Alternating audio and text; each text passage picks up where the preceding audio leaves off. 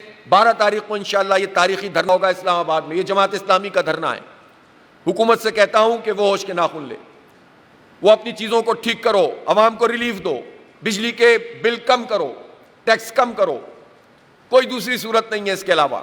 ہم وہاں بیٹھیں گے اور پھر بیٹھیں گے, اور پھر اس کے بعد وہیں سے بیٹھ کر بات کریں گے. پھر پورے پاکستان میں بھی اس تحریک کو وہیں سے بیٹھ کر چلائیں گے انشاءاللہ. یہ حق دو عوام کو تحریک ہے, یہ حق دو پاکستان کو تحریک ہے. یہ جماعت اسلامی نے شروع کر دی ہے. ابھی کوئی انتخاب نہیں ہے, ہم اس طرح کی پارٹی نہیں ہے کہ جب انتخاب ہو تو پارٹیاں طلوع ہو جائیں اور انتخاب ختم ہو تو پارٹیاں غروب ہو جائیں.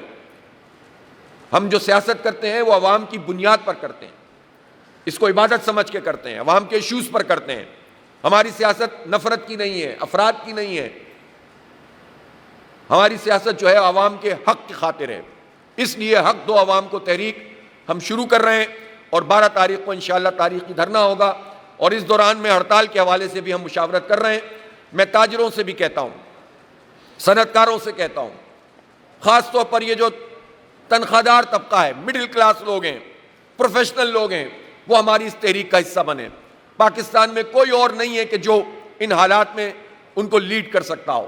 جماعت اسلامی اپنا فرض ادا کر رہی ہے, اور یہ دائرہ جتنا وسیع ہوگا, جو مظلوم طبقات ہیں, محروم طبقات ہیں, جو اس مراحت یافتہ اور اشرافیہ سے متاثرہ لوگ ہیں, یہ جتنا ہمارے اس پورے نظام میں, اس کام میں ساتھ آتے چلے جائیں گے, ملتے چلے جائیں گے, انشاءاللہ ایک قوت بنتی چلی جائے گی. اس کے علاوہ کوئی دوسرا راستہ نہیں ہے. پاکستان کسی انارکی کا, کسی افراتفری کا متحمل نہیں ہو سکتا.